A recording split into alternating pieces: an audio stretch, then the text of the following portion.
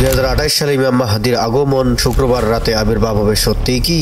প্রিয় দর্শক, ইমাম মাহাদির আত্মপ্রকাশ কবে হবে এই বিষয়টি নিয়ে প্রত্যক্ষ যুগেই চলছে নানা রকম ভবিষ্যৎবাণী।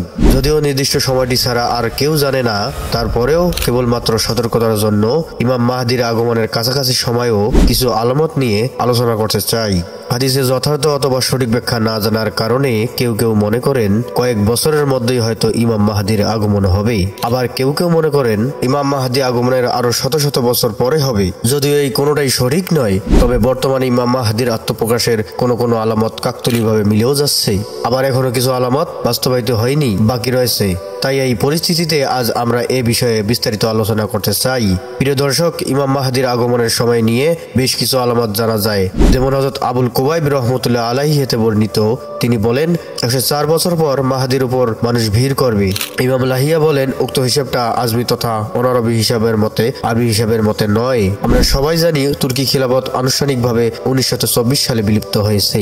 সুতরাং 1924 যোগ 104 বছর সমান 2028 সাল, এই হিসাবে ইমাম মাহাদির 2028 সালে আবির্ভাব হওয়ার কথা। কারণ একমাত্র তুর্কি খেলাফত হলো আজমি বা অনারবি। এছাড়াও 4 খলিফার খেলাফত বা খেলাফতের রাশিদিন, উমাইয়া খেলাফত, আব্বাসী খেলাফত, ফাতিমিয়া খেলাফত এসবগুলি আরবদের মধ্যে প্রতিষ্ঠিত।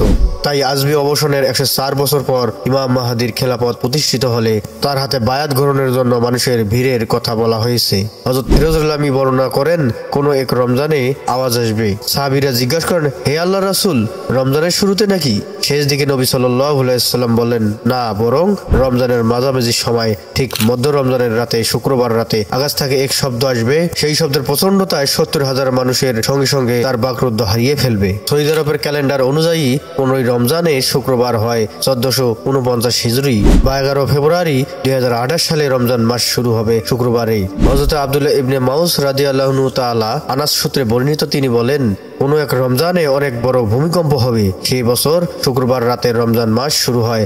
মধ্যরাত রমজানে ফরজ নামাজের পর আকাশ থেকে বিকট শব্দের আওয়াজ আসবে।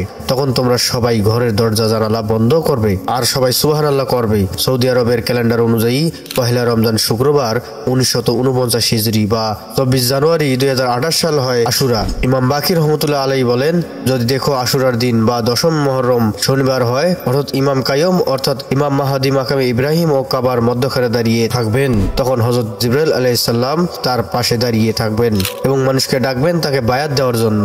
সৌদি আরবের ক্যালেন্ডার অনুযায়ী 10 মুহররম শনিবার 1450 হিজরি বা 3 জুন 2028 সালে হয়।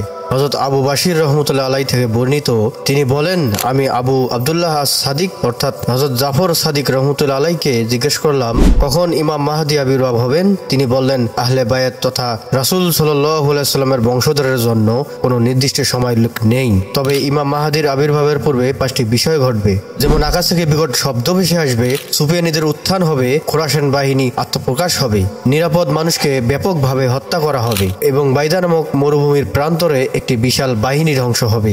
ইমাম মাহাদির আবির্ভাবের পূর্বে 2 ধরনের মৃত্যু দেখা দিবে, শ্বেত মৃত্যু এবং লাল মৃত্যু। আকাশ থেকে হযরত জিবরাইল আলাইহিস সালাম ইমাম মাহাদির নাম ধরে আহ্বান করবেন। 23 রমজান শুক্রবার রাতে সৌদি আরবের ক্যালেন্ডার অনুযায়ী যেহেতু আরবি মাস সন্ধ্যা থেকে হিসাব করতে হয়, তাই শুক্রবার রাত 23 রমজান হবে। মোহাম্মদ ইবনে আলী ইবনে আল হানাফি রহমতুল্লাহ আলাইহি থেকে বলেন, যতক্ষণ পর্যন্ত আকাশ ও পৃথিবী থেকে দুটি বিষয় না ঘটবে ততদিন পর্যন্ত মাহাদির আগমন হবে না। প্রথমটি হলো রমজানের প্রথম রাত চন্দ্রগ্রহণ, আর দ্বিতীয় রাত হলো মধ্য রমজানের সূর্যগ্রহণ। পহেলা রমজান রবিবার 1448 বা 27 সালে সূর্যগ্রহণ হবে এবং 14 রমজান শনিবার 1448 হিজরি বা 24 ফেব্রুয়ারি 2027 চন্দ্রগ্রহণ হবে। এখানে আরো উল্লেখ করা প্রয়োজন যে 2026 সালেও রমজান মাসে 2 বার চন্দ্রগ্রহণ ও সূর্যগ্রহণ হবে। হযরত আবু হুরায়রা রাদিয়াল্লাহু তাআলা ও আনাস বলেন, 1400 হিজরির পর 2 দশক বা 3 দশক পর ইমাম মাহাদির আগমন হবে। এগুলোর আলোকে অনেকে ইমাম মাহাদির আগমনের সম্ভাব্য সময়কাল নির্ধারণের চেষ্টা করেন এবং একটা উত্তেজনার পরিস্থিতি তৈরি করার চেষ্টা করেন। তবে এসব চেষ্টা সাম্প্রতিক বা একেবারে নতুন কিছু নয়।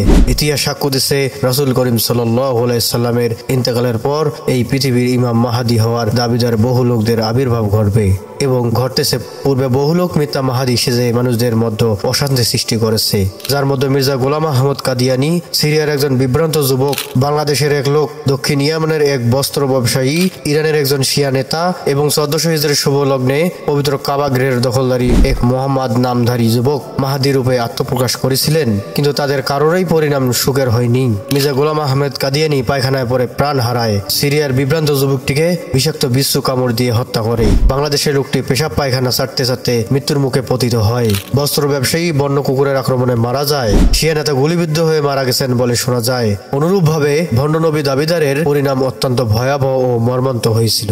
আসলেই ইমাম মাহাদি অর্থাৎ একজন সত্যন্যায়ের উপর প্রতিষ্ঠিত মুসলিম শাসক কিয়ামতের পূর্বে আগমন করবেন, এটা অনেক সহিহ হাদিস দ্বারা বোঝা যায়। তবে ঠিক কখন তিনি আগমন করবেন এ ব্যাপারে কোনো সুনির্দিষ্ট কাল বা তারিখ জানা যায় না, বরং তিনি কিয়ামতের পূর্বে আখিরি জামানায় আসবেন এটাই কেবল জানা যায়।